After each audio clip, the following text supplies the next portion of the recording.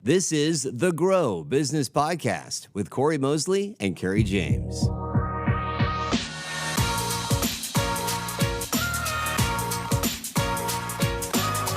You're supposed to.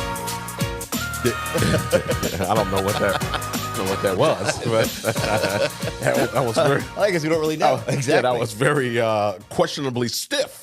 There, I don't know what that is. I'm gonna get you a new track. I wanna see you expand your horizons out there. You know, hey, thank you to everybody joining us. This is the Grow Business Podcast. I'm Cory Mosley, and I'm joined by this guy, Kerry James. Yes. And we're here for another great episode. I've got a topic, as usual, that I want to discuss. Did you come up with this over the weekend, or was this morning, or how did you? No, I was actually because you walked in excited about it. Well, I wrote this down a few days ago. Okay. Knowing that we were going to, knowing, Here, right. I said, that's a great podcast idea. And folks, for a lot of, yes, I mean, there is a plan and then there isn't a plan, right? A lot of what we do here, try to accomplish with this particular podcast is like just real world scenarios, real world stuff. I mean, it doesn't take much to get me going on a rant or two, but so things, just topics. I just observe things. We've talked about all this stuff in the past where things actually happen, or I observe things in business, or I observe things as a customer. Right. Just going about your day. Yeah. So as much as we have some plan, some things we know we want to cover X, Y, Z, there are just these real time moments that whether create stories or opportunities or learnable moments, as I like to say. And as everyone knows, we are focused here on business growth via the 5 pillars. Kerry, what are those 5 pillars? Mindset, sales, marketing, operations, and people. That's right. People. Yeah, that one. People. Yeah, exactly. And ultimately, my philosophy is very simple. All business growth challenges fall into one of those categories. Those categories are the pillars that we talk about. And your goal is to do what? Identify, Yep. isolate, and attack. And it's pretty much no business growth challenge no business challenge that you can't overcome, in my opinion, if you apply those principles. So that's what we're dedicated to covering those topics within those pillars to help you grow your business. So we thank you for joining us for another episode. So let's get into the topic. Okay. Ready? So, and I'm a student, right? Sure. From the perspective of blending, I like to blend a relentless pursuit and passion of acquiring information. I don't always, as much as people, as we talk about thought leadership, you don't always have to, all this stuff doesn't always have to come from your head. So you can be a student. And part of one of the things I'm passionate about is being a student and investing in learning things that I can learn and apply to our business. And then if it works or is interesting and has some legs, as they say, I want to bring it to our community. I want to bring it to listeners. I want to bring it to people in my coaching program. Right. I want to bring it to people I consult for. We want to spread the word. So it doesn't always have to come from me. So I'm a student, but I was being a student recently, and actually, this is completely unrelated. What? No. I was being a student, and then this came to me. Okay. And part of the conversation was just about business models and some different tactical things that I was involved in, a workshop that I was at. They were talking about tactical things. And I remember saying, this is interesting, or this sounds interesting. And then this thing in the back of my head said, yes, that sounds good, Cory, but is that something for you? Okay. Is that something for you? Is that something that you should do? Because many of us out here are in these scenarios where they can do something, Right. but it doesn't mean they should. Right. Yes. And the context that I'm talking about today is this idea of pursuing a business based on the sole premise that you can make money. Right. And I can tell you that anything I ever did where it was pure opportunism, Yes. because I'm guilty of that, just like a lot of entrepreneurs are, like, oh, this sounds good. I think we can make some money doing that. Right. I'm not really interested in it. I'm not interested in, the genre or whatever. Or the result, maybe even. Well, the result I wanted the money. Right. But whatever the But like I'm not service or I don't product really know what I'm talking about Okay. in the space. And again, I'm not necessarily saying it's information that I'm selling. It could be, a product or service. And I'm going to dig deep and share. You got something. I can and see share it. and share a story of this because I think there's a lot of value in sharing successes, but there's also a lot of value in sharing failures. Right. Yes. But there's a lot of people right now, and I share this because there's a lot of people right now that maybe are looking to quote unquote diversify. Now they haven't built their business up necessarily to maybe where it could be in terms of maximizing the potential, but people are so quick to try to figure out what the next thing's going to be. Yes. When they haven't, necessarily stabilized. We had talked about in a previous podcast the statistics about less than 9% of all small businesses reaching $1 million revenue. So people will get going, they'll get a little something going, then they're already on to the next thing, and the first thing's not even stabilized. Because we're being taught about opportunism, right? Scan through the social media feed, somebody's talking to you about some breakthrough business opportunity that I'm not knocking. Maybe it works. Right. Right? Maybe you are killing it right now in your Airbnb business. Maybe you're killing it right now in your Toro business. Maybe you are doing these things. Right. You've got vending machines. You've got ATMs. The problem is people will watch that video because remember, that's somebody's specialty. Yes. Right? That's actually their their niche. business, Yes. right? Their business is whether selling that information or the biz op itself or the franchise itself or whatever. Right. So, of course, ask a guy who sells YouTube training what he thinks of Facebook. Right? Ask a guy who sells Facebook ad domination what he thinks about advertising on TikTok. Yeah. There's going to be some slant to that. Of course. Right? Certainly. But what I'm concerned about in the marketplace is people seeing that and going, oh, yeah, oh, man, this guy's making a lot of money doing ATMs. I should go be in ATMs. Right. No real knowledge about that space. No real knowledge about, I'm going to buy a FedEx route. Yeah. Oh, because that's a cash cow. FedEx, they deliver. They're delivering all the time. That's ubiquitous. That's, looking for these reoccurring revenue, which is great and fine. But no knowledge of transportation logistics, no logic of personnel and what it takes to keep people in that position and now take on this role. So it can be very tricky. Right. Because I think where people fall short is we're taught follow our passion. So you have two subsets. You have a subset of people who are taught potentially follow your passion, do what you love. Do what you love and the money will follow. Yeah, do what you love. You'll That. never work a day in your life and those things, right? Yes. But then they can't monetize that. So they've got, and then they're bitter because their passion didn't work. I mean, this is just normal. No, that's this is just normal psychology, right, of things that happen. So then they're bitter because it didn't work out. They're bitter because the money didn't show up, but they loved it.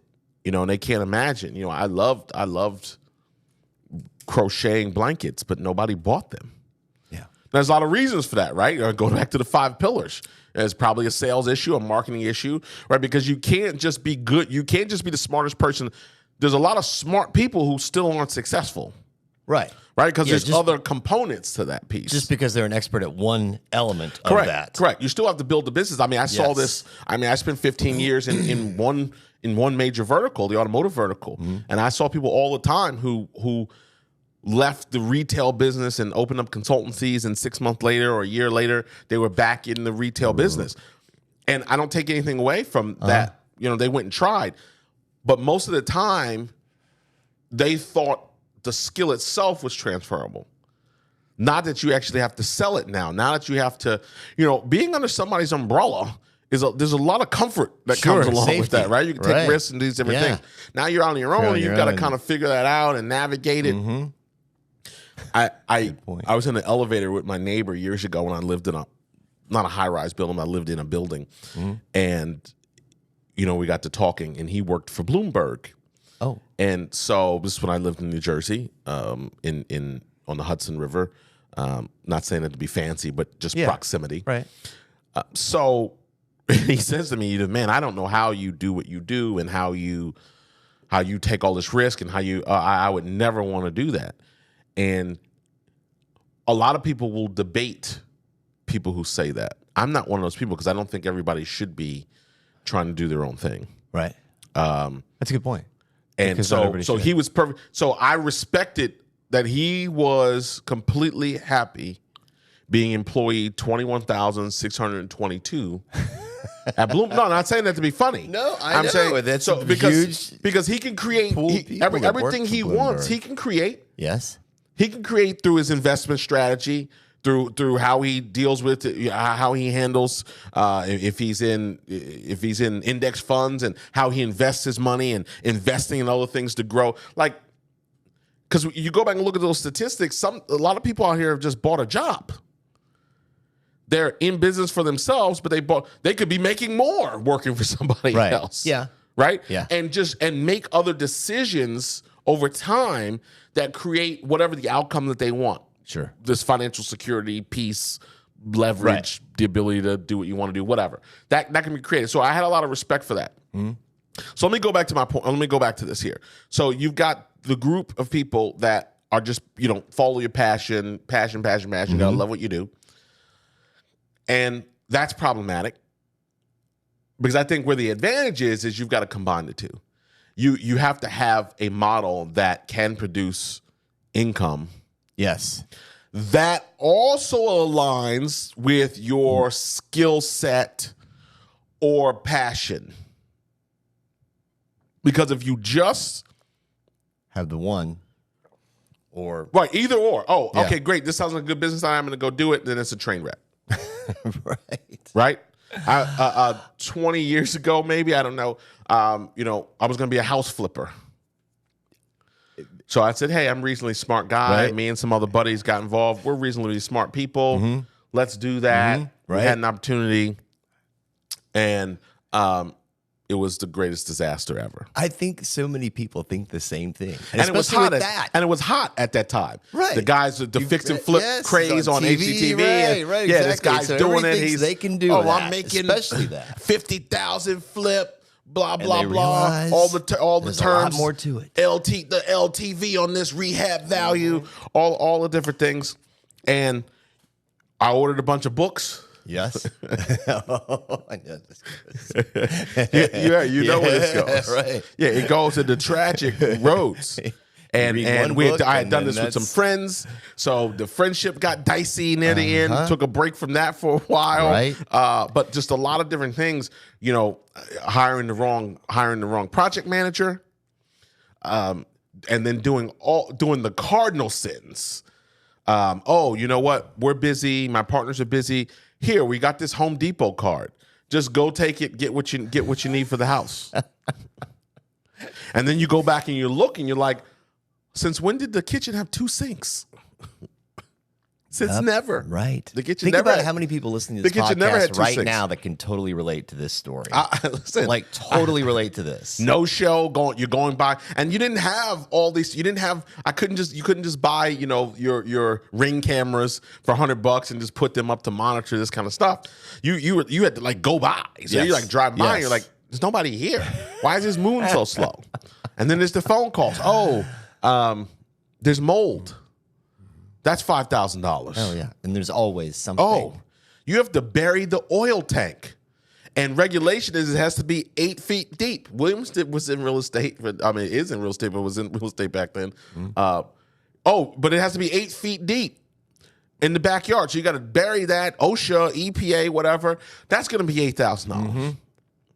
And we're behind schedule. And it's this. And it's that. And we found this stuff. Complete disaster. Now, there are people out there who are masters of the craft. Yes. They have the systems and processes in place. Right. They have credit lines in place to weather these storms. They understand how they're buying and what they're buying, and they're prepared for these things because they have deep expertise. Now, that either could have come from working for someone else who was in that space, or moving from realtor to rehabber, or taking those lessons. But passion, I've never met anybody in that space that's like, I don't really care about houses or real estate or any of that stuff.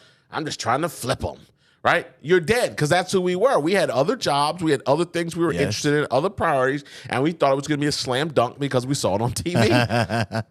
I mean, naivete comes in all shapes and sizes, right? And you could be super smart and still, in your own bubble, have a hit or miss. So many people fall into that. Yeah. That is such a common. Well, and because they're told, if I can, you can too. Right. I don't know if that's true. Clearly, it's not. I mean, listen, don't get me talking about sports, because I couldn't recognize a basketball player, football player if they were standing in front of me now. But that's just like some star. Give me a basketball star. Give me a basketball star. LeBron James. Okay, that's like LeBron James saying, hey, man, if you work hard enough, you put in enough work in that gym, you take enough shots, right, you could be just like me. That is a lie. And that how Maury Povich used to do it? That is a lie. So it's one of those things, right? Where you have to combine the two. This is just my opinion and personal experience, because that becomes the miss. Because there's a lot of things that are hot. AI is hot right now. Now everybody's going to be an AI expert. But that is the thing people will try to. Everybody's going to be an AI marketing expert. And there's people that are selling those products and services and courses. And I'm not knocking education. But as we know, the average person will not complete a course. Yeah, we talked about that. I have lots of uncompleted courses that I'm gonna complete them, or I'll pass them to you, Kerry, to complete them and handle that. But the reality of it is, there's never going to be a shortage of opportunities to chase. Right. And you cannot, buyer beware, caveat emptor, buyer beware if you are thinking right now. And a lot of people, we have a wide variety of people who consume our content, but most of them are business owners in some capacity already.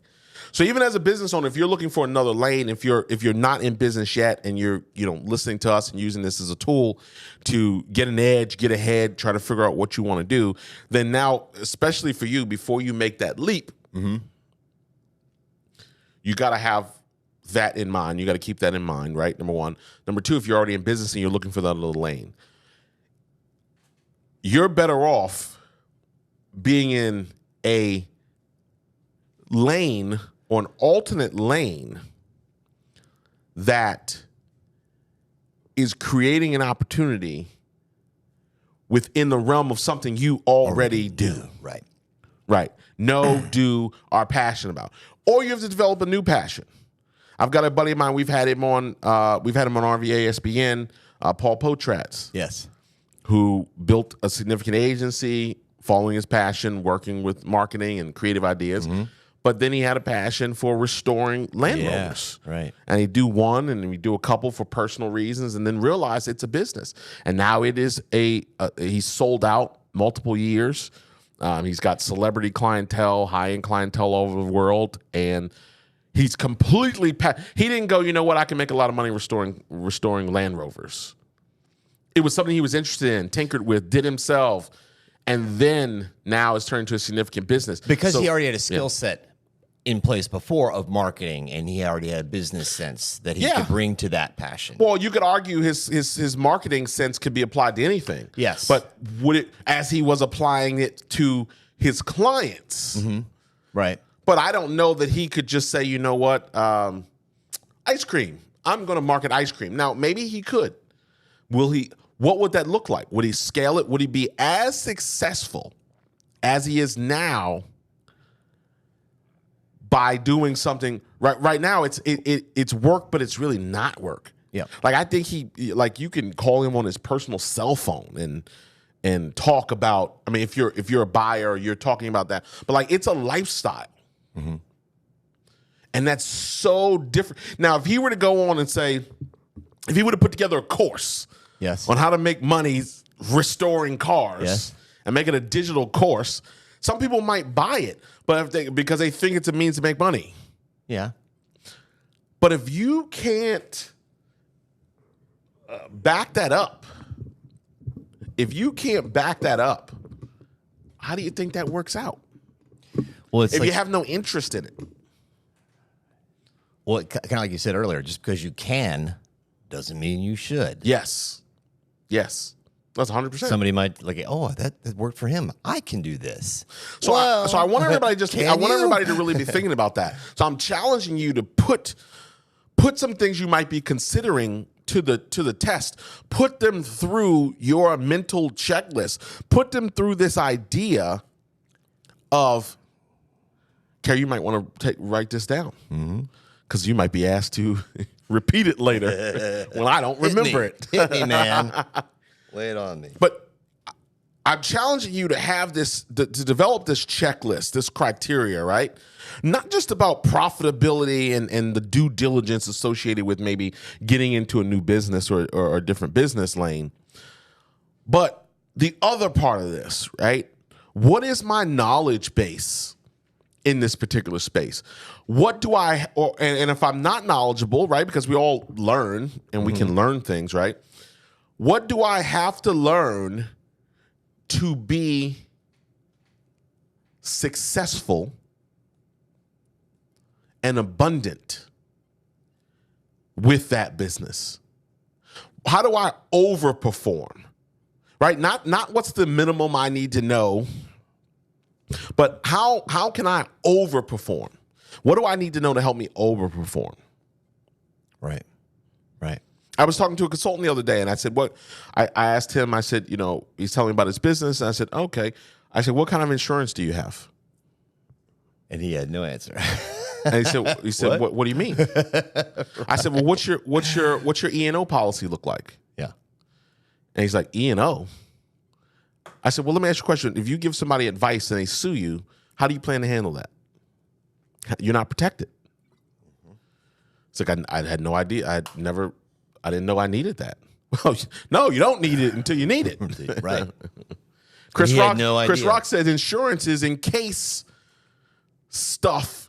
He said another word, but he said you get insurance in case stuff happens. Right? Because it's too late. It can't be retro. Nope. So you got to have that in place. But that was just a knowledge base. Now, he might be the greatest consultant at what he does, but he's exposing himself to some business challenges. Because he did not develop a checklist. He did not examine his knowledge base on, hey, that might be a component in insurance that I'll need. Right. But there's so much of that. Now, you could argue you don't know what you don't know. Yeah. But that's where you got to go find. Look, what do I need to know to be an expert? Who is at the top of the game that I need to in this space that I want to, that I want to get into? Right. So, I want to flip houses, or I want to. There's so many. We're in this advertising program with this group, and we come to these mastermind calls and things about marketing in our business, and the amount of ways people make money, the things that they sell, the things that they're into, the things you can buy, whether or not they're good or not. Mm. But like the way people make money, like there's no shortage of ways. Yes. Right. And examples of people who, made it. And as you said, there's no shortage of opportunities to chase. Yeah, I want you to imagine little Cory. Yes. At 14. Yes. You had your own business. In a Coliseum. No, a 14. Okay. In what we call the Richmond Coliseum. Richmond Coliseum, sure. 14, chanting, Brit Worldwide, Brit Worldwide. Now, if you know what Brit Worldwide is Bill Britt. Bill Britt was one of the largest, most significant people in the Amway organization. Okay. Amway. There's hope and we all know Amway. Yeah. Amway, Quick Star, the version of it. But at 14, I'm at a rally with the diamonds and the double diamonds and the eagles. Shout out to all my. They don't call it. I don't think I don't think they refer to it as MLM anymore. I think it's direct response or. But shout out to all my people in that space.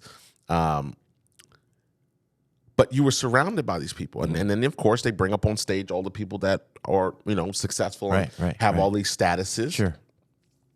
And a lot of those people started early. Yeah. So okay, great. We're bringing up this person. They've been at it 20 years, right?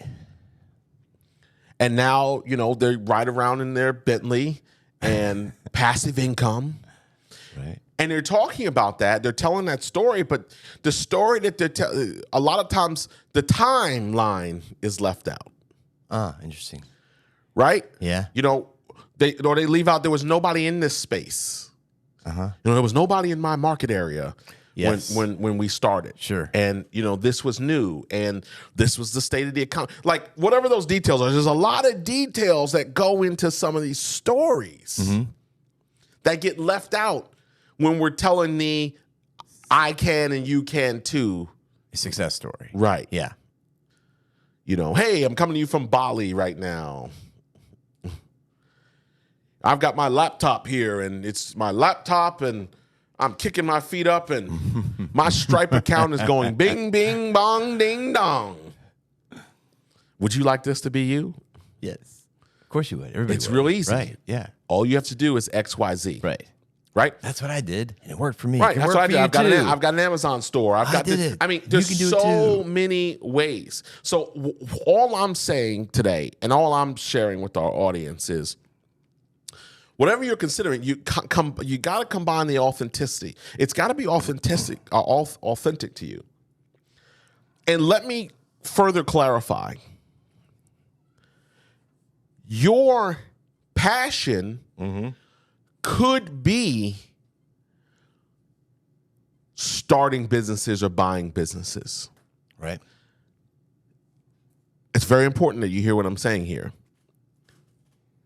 You don't have to necessarily have a passion for Subway sandwiches to open a sub shop.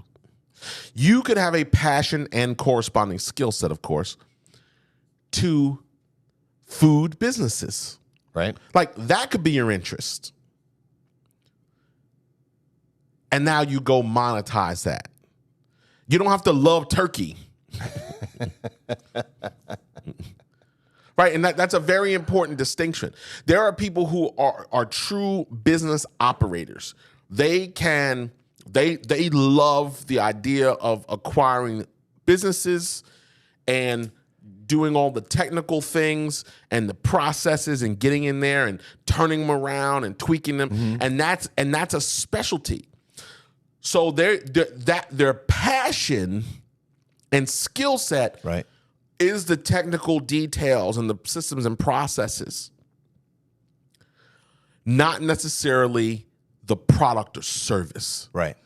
And that's also viable. Yes. That's a skill set. Yeah. For people to consider. That can be your love. Right. Doesn't have to be the turkey or the sandwich itself, but I love the restaurant business. So I buy restaurants. I don't even eat Mexican food, but I have a Mexican restaurant. Yeah. Right? But I'm applying all the systems and processes and the things I know that makes restaurants successful. And I love that. Does it help having this overview? What do you mean? Like, so instead of a specific restaurant, whether it's Mexican or a sub shop, like you're suggesting if they have an overview of how the restaurant industry works, then they can really apply it. Well, in that example, I would have hoped you would have maybe been a general manager of a restaurant, worked for a group or a chain, right? Because you go back to that self-assessment, right? What do I know about this industry or business opportunity I'm considering? And what do I need to learn? Right. And what do I need to learn that maybe I don't know? Does this truly interest me? Is this something I would look into or be involved in if it made no money, right? Right. Just psychologically. But you used the word abundance earlier, so we know it has to make money. Correct. But like taking that step back and going, am I really interested in this? Right? So like we had an opportunity during the pandemic, we had an opportunity to do a spa. Okay. Or a spa, a big spa company went bankrupt during the COVID. There's a lot of companies went, but a well-known institution that was in the spa world across the country went bankrupt.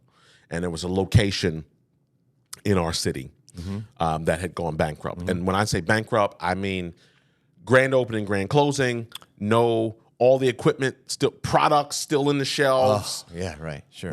Just gone. People's personal items still there that they couldn't get back in. Like lock the door, everyone's fired, goodbye. So there was an opportunity because of that. Literally, we had all the equipment, all the chairs, tables, massage tables, all these things were left. Products, probably tens of thousands of dollars worth of products that were left there. So this opportunity, we looked at it, and what I wanted to do, I didn't want to be in the generic massage day spa business. Right. So what our concept was, and the concept I envisioned, was a woman's social club. Okay. Where we would bring fitness in and trainers. So we would have a fitness element, fitness studio. Right. We would have the massage. We would have some of these newer things that were coming on the scene, gaining popularity, like cryotherapy, cryofacials. So really a health and wellness, have a place to have a healthy lunch. Right. So we were mapping this out as I do. Again, I want to apply the same principles. So go ahead. What were you going to say? No, I was going to say at the beginning of our discussion, you mentioned how you're a student. So with this project, you started looking and acquiring information because that's what you were doing as a student. Yeah, I consulted with I consulted with people who used to work there. Yep. I consulted with someone who I knew had 30 years experience in high-end spas. And we started to map out this plan. We started to talk to the landlord and look at some different factors. All in your quest to acquire information. Yeah. Right. And we had a whole concept, and I really liked it. And I always recommend people get ideas. You need to sit with those ideas. Because I saw it as, it was an opportunity. Remember, opportunism, right? And then as I sat with the idea and talked through it, the glaring thing that kept hitting me in my face is, how am I going to launch, invest in, start this business in an area that I'm not even a customer? Well, it's a women's social club. Yeah. So I'm not even there per se. Right. I can't be walking through I can't be walking through the dressing rooms and some of these elements here. So not only do I not match the buyer per se, because that's where I like to process a lot of things. Am I a customer? Is this something I would buy? Is this something I would invest in? What would the experience be like for me as a customer? So, but for me, I know how to do it, know how to deliver a high-end experience to high-end people. Done. Yeah. But now it's this entity that I can't necessarily, so I will have to, of course, you're going to have to hire people, I have to hire a team, and then I would have to completely trust that team. Because it's not like I'm going to be walking through the hallways of the social club, of the women's social club. Yes. And listen, we would have male trainers and you'd have male staff there, but again, just not the same in terms of needing to be hands-on to the business. Correct. So here, what I believe to be a great idea, we ran the numbers. We knew a way that we can make it profitable through memberships and some upsells and some other things. The economics of the area would support it. The money is... The market was there, Yeah, the market was there. The money was there. Right. We didn't have really a competitive set.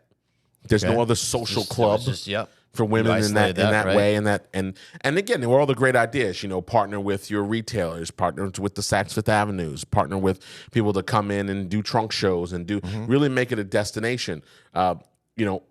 Make it available for private functions for members to host baby showers, everything. Sure. So, this is a great idea. yeah, this is a great idea. I'm rehashing it right now as I'm saying. But ultimately, you got to follow your own advice, right? You can't have 86 balls in the air. I know people that if you're describing to somebody, I had a woman to tell me what she did. I asked her what she did. What? And it was probably a 15-minute conversation. Okay. Oh, I do this, I do this, I do this, I do this, I do this. I was exhausted. I was exhausted by the time it was over. Because I'm just saying to myself, holy moly, how could go back to that stat. 9% get over $1 million. Mm-hmm. So I'm saying to myself, she's doing all of these things. What is that producing? Like financially? Because it sounds exhausting. And I bet she's exhausted. I don't know. Right? But it was just a lot of stuff. I had a guy tell me one time, I'll never forget.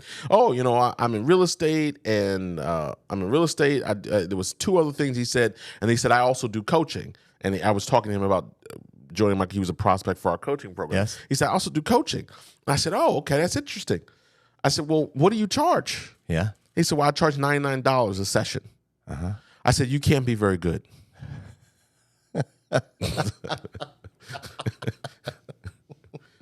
You can't be very good.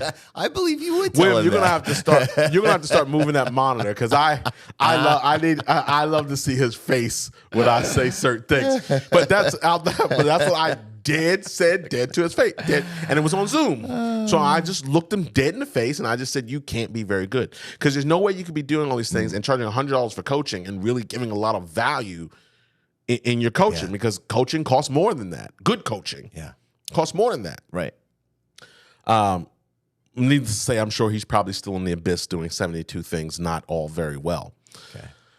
But my point here is I examined it, I looked at it, and even though I thought it could make money, yes, I ultimately had to apply the same thing I'm saying here and go back into my experience because I'm going to tell you one more story before we leave today.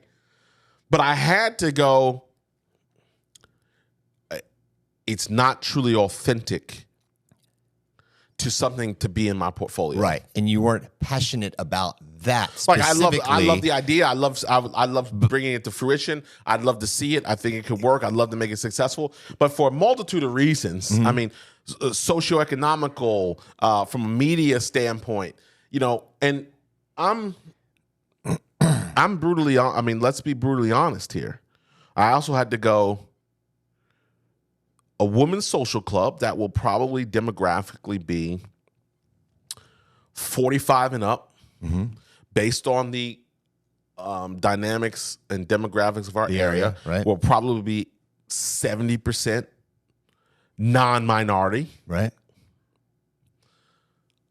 So I'm going to be the 40-something black guy who owns the white women's social club. Right. I don't know. Right. I had to think about that. Yeah. Right? And that's where you probably applied the why am I chasing? You shouldn't Right. not chase business for money. Right. You had to. Right. I mean, right. You can't be blinded by that. And that goes back to, and then I also was reminded of a major L I took. L stands for loss in slang terms. L, yes. No. L. Took an L. Right. I took a loss. Right. Took an L. So chat was a craze. I'm going to tell the story, and then we're going to get out of here. So chat, I don't know why William is... William, do you know this story? Well, you don't know this story. No, he doesn't know this story. So chat had gotten very popular. Okay. Like, live chat. Yeah. Chat was getting a lot of steam. And this story is, I don't know, 10 years old maybe. Okay. But chat was getting a lot of steam. And I was running a program. So I've worked with several Fortune 100 companies. I was running a program for a Fortune 100 company where I partnered with a call center. So it was a call center program and is a sales and marketing program that we developed and launched. And I was partnered with a call center who also did chat. And so I'm sitting around with the principals of that company. We've launched our program. We're having dinner. I'm having dinner at their house. And they said, there's an area of business that we wanted to get into that we think we'd like to get in. We think there's a big opportunity in cosmetic surgery, the cosmetic space, to put chat in the cosmetic space. So go to a cosmetic surgeon's website, right? Looking around, pop the chat up, capture that lead. Yep. Right. Because those are high dollar, very liquid. Yes. Insurance typically doesn't pay for that. No, it's right. breast augmentation or facelifts or things of that nature. So you've got a high liquidity. Nip Tuck was one of my favorite shows back in the day on FX. And so you had high liquidity in that area. So affordability was there, right? These surgeons were making money. Yes. You're good. Even if you were so-so, you were still making money. So this was like a no-brainer because people are shopping cosmetic. You want to grab those people. That average ticket, $8,000, $15,000, $20,000. Right. So it's worth it. So I'm like, this is brilliant. Now, I wasn't as evolved as I was now, right, to deliver this message, right? So, generally, folks, a lot of the messages I'm saying because I've lived through them. So I'm like, this is brilliant. Done. I want in. I know how well chat was working in the automotive space, obviously customer service, all these other areas. And I'm like, and so, again, do the research. Right. Not really a lot of players in the space. Tremendous opportunity. But I didn't ask myself, what didn't I know? Because, I'm smart. Right. Right? I understand sales and marketing. I'm helping clients. I'm doing work for manufacturers. I'm doing millions of dollars I'm helping other business owners increase revenue by millions and millions of dollars. Clearly, this should be easy. Okay. So I'm like, yes, I'm in. We're going to do it. We structure a deal. I'm going to be in the chat business. We created live chat solution. I'm going to do all the things I'm good at. Create the name, live chat solutions. We create our brand. We've got our logo. Right. We've got pins. Yeah. We need pins. We've got a website. All the stuff, right? Sites up. We've got a concept. We've got a price point. We've got all these things. I go and book us a booth at the Plastic Surgery of America conference, right, in Las Vegas. Oh my! At the Bellagio. We've got a 10-foot table. Do you know this story now? Oh, you do know the story. We've got. Is William with you?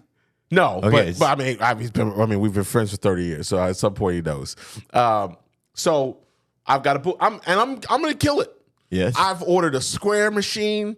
You remember that's the square, and you put he's laughing, and you put the iPad in the kiosk, and it turns it into like you could swipe and do all this. I've ordered one of these. Plugs in your phone. Boom, I've ordered one of these. Go. I've set it up. I've got contracts up to wazoo. I've printed contracts. I've got my wife's flying out. I've got another staff member who's flying out. We're going to work this thing, and I'm looking at the people on the roster of people. Yeah, the roster of people in terms of other exhibitors. Right. I'm looking people up. I don't see anybody. I'm like, this is a gold mine. Yes. We get out there, show up. We got our deal set up, our booth going, live chat solutions. We got our pins. Don't forget the pins, man. We've got our pins on the table. Oh my gosh. We've got our pins on the table. I've got the kiosks. I've got the square acrylic kiosk machine set up, dialed in, ready to go. I've got contracts. The event's starting to go on. Traffic's starting to come in. We're starting to have conversations. I learned lesson 1. Office managers make the decisions, not the doctors. And this conference was for the doctors. Oh my gosh. So that's a big lesson. I'm talking to people. That's a big lesson. This is interesting. I'm going to get you with my office manager. I'm going to get you with the person who runs office manager, the person who runs my office, whatever. Right. Our VP, our executive, whatever they were called. But ultimately, the decision maker was not the doctor themselves. Right. Okay.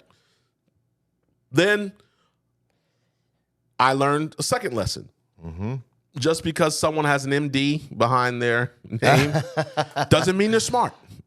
Right. Just means they went to school. It just means they can do a hell of a facelift. Right. Right? Yes. What is the saying? What do you call the guy that graduated last? Oh, I don't want to make in this medical joke, school. but I know the dentist or whatever. Well, what do you call the Is guy this that like graduated last in medical school? Doctor. Right. Yeah. Right? Yes. Right? Yes. So I started having stupid conversations. So at first it was, I'm not the, you need to talk about offline. Then I started having stupid conversations. Why would I want chat on my website? Oh boy. Why would we need something like this? And folks, I'm sorry, say what you will, I call it a stupid question. If you genuinely don't understand how capturing someone while they're on your website and communicating with them and capturing their name, email, phone number, cultivating them into a lead would be valuable on your website, I consider that a stupid question. Sorry. Right. Write me a letter. But, so I learned that lesson. Next lesson I learned, I thought our price point was reasonable. We were charging $14.99 a month. Yeah. Right. I'm saying the average surgery is $10,000, $12,000, $15,000. This is a no-brainer. Okay. I also went on to learn that they don't like to pay for anything, and they think everything is too high. Right. Okay. And folks, I'm generalizing, but I'm just telling you, after getting punched in the face for 2.5 days, this is just belief system. Right. And I started walking the show and talking to some other people. Yes. And like, oh man, okay, chat. Yeah, what are you guys charging? $14.99. Oh, they're never going to pay that. What do you mean they're never going to pay that? Oh, that you probably need to get that thing to like $3.99, $4.99. Now, this is managed chat. Just for clarification, I'm sorry if I didn't clarify this. Okay. Managed chat. That means there's a team of people handling it. Right. Not the software that you can buy for $29 a month to do your own chat. Right. This is a team of people at a call center that are managing it, right, and interacting. So, like, yeah, you need like $3.99, $4.99. I'm like, you're insane. And that was the biggest law. I mean, we never recovered. I never recovered any of the money from that. The thing You took a big L on that. a big L. Yeah, it complete. No now, P, an L. Yeah, no P. There are some things I could have done to stick with it. Okay. I mean, I believe I could have turned it around. It was just taking a lot of work. Yeah. Because now you would have to, a ton of follow-up. Now I've got to get phone call. And again, these are things you want to do in business that you need to be doing in your business. So I'm not like, oh, folks, if you have to call customers and cultivate leads, you're crazy. No, that's the stuff you have to do. But I did some soul searching after that because I thought I was so smart and, success is a menace. Because listen, I'm doing this on the back of this $500,000 a year contract I have with the manufacturer. So, I'm 30 something. Yeah. I'm big, bad, and bold. So I can't lose. Yes. Right? Right. So I'm going to break into this industry and we're going to ring the bell. I've got pins and iPads and all these different things. And I just got hammered. Yeah. I couldn't have missed the mark. There were so many things I just glossed over by not knowing the market, not understanding that market, not talking to more people in that market. I should have found out who some of the top guys in the area are. Now, if I could do it all over again. But it goes back to like knowing or exploring your knowledge base. You didn't get the opportunity to do that, or you didn't think about doing that. Right. I thought I knew sales and marketing well. I taught it to thousands of salespeople, and I've trained. But it wasn't until you got to that conference that you started talking to other people and then expanding your knowledge base. But by that point, it was too late. I moved too fast, and I chased something. I did the exact same thing that the premise is. I saw a revenue opportunity, and I didn't have an interest in chat passion, or a love for lead conversion. Or a love for the cosmetic industry or any of those things. I saw a opportunity. Yes. And I threw money at it, thought I knew better, didn't really study the market like I should, and got punched in the mouth. Right. And have never whispered the word live chat again until today. And go ahead. I was just going to say, did you even develop a checklist back then, or it was so like, I know this, I know how to do this, I've got pens, I'm ready, I don't need to. Gotta have those pins, Right. folks, with your name on it, your logo. Hand those pins out. No, I didn't have a checklist, boy. If I had a checklist, they wouldn't have worked out this Right. way. I wouldn't have done I this. mean, there wasn't even like a scratch. I would have called I would have called some local plastic surgeons, asked them to meet with me, offered to buy them lunch to pick their brains, as people like to do. I would have convinced my partners to do some betas. Let us target some of the top plastic surgeons in the country, Beverly Hills plastic surgeons in well-known areas. Give it to them. Let's go do a before and after, create some case studies. Go prior to putting Live Chat Solutions on their website. They were converting 3% of visitors. Now they're converting 25%. Have that doctor say, I believe that putting Live Chat Solutions on our site has increased our revenue by 3 times, or it's added an extra $100,000 a month to our bottom line. And then when I would have put his face or her face on a freaking pop-up thing, and as you walked by that booth, you would have seen a doctor you might recognize because he or she is high profile, and they're giving a testimonial, and I would have done all those things and had those betas going. Right, but because, and we go back to this at the very beginning, you did not approach this as you do now as a student. You did not acquire all the knowledge. Right, and I rushed it. We had this meeting, and I'm like, I love this, and I think the conference was 60 days away. And I didn't want to wait a year because I'm impatient. So I didn't want to wait till the next conference and do this right and do it slow, and where I could have built up these betas, run these betas, had hard data, all of those good things that's wise to do, right? But I was time crunched. I saw dollar signs. I chased it, and I got hammered. Hammered. And folks, that's my lesson. Don't get hammered. We're gonna get out of here today, but But ultimately, why you should not chase business for the money. Yeah. That's the point. Be passionate about it. But also be a student works. about it. Go acquire the knowledge in advance. It very rarely works that way. I'm not saying it doesn't. Inevitably, somebody will give me some comment that they got into something that they completely didn't know anything about and now are multimillionaire at it. That's fine. I want to focus on the rule, not the exception. I want to do the reverse. Right. Yeah. Right. I want to go wide. What is the best? Not the outlier. I'm not interested in outliers, folks. Outliers do not make the difference for you. Outlier outcomes is not what grows your business because there's so many other factors. We had a customer during COVID who opened a laboratory in New York City. Their goal was to do $3 million a year. That was their benchmark. COVID hit. They started doing, of course, COVID testing. They started doing $3 million a month. Yeah. Was that my coaching? Was that they were so smart? Was that their marketing? No. It was the environment. They were at the right place at the right time at the right situation. But that's an outlier. Right, that's my point. Yeah. So that doesn't mean you should go open up a lab. Yeah, right. Because that would be a terrible success story. Yeah, right. Hey, we opened up our lab, and in less than, because this was the soundbite. We opened up a testing laboratory, and in less than 18 months, we were doing $30 million a year. Not the rest of those little details that go in there. Yeah. That's all I'm saying. I'm saying don't look for outliers. Yeah. If you can find what it is that you're looking for. If you're looking for an example, if you're looking for somebody who was successful at vending machines, you'll find them because those success stories exist. But my word is always alignment. I just implore you to be in alignment, right? What we're doing here is not hard. What we're doing right here, me having this conversation, is not hard because I'm passionate about helping people avoid problems, situations, downturns, wasting money, getting involved in losses. I'm passionate about that. So this is easy.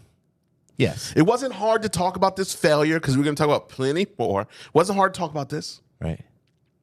Because I'm passionate about it. Where it would be hard if I wasn't. It would be hard if we were just trying to read from the book. And knowing you like I do, you are passionate about helping people grow their business. Yes. That is who you are at your core. Yes, right. But in keeping with that, you're listening to this podcast for free. Mm-hmm. You're watching. If you're watching the video of this, mm-hmm. you're watching this for free. Mm-hmm. Ultimately, you got to buy something, right, for this to be sustainable, right? Yes. So you've got to, if you're interested, you've got to be in our coaching program. You've got to come to a weekend business breakthrough event, right? You've got to be featured in a thought leadership interview, come to our studio, record a thought. So, I mean, eventually. Yes, of course. But I want to give.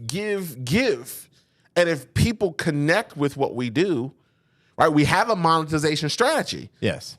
Which is to share information to bring people into our world. And if they see value in what we're doing, they see value in the content that we're putting out, that I'm putting out, then they look for ways to want to do business with us.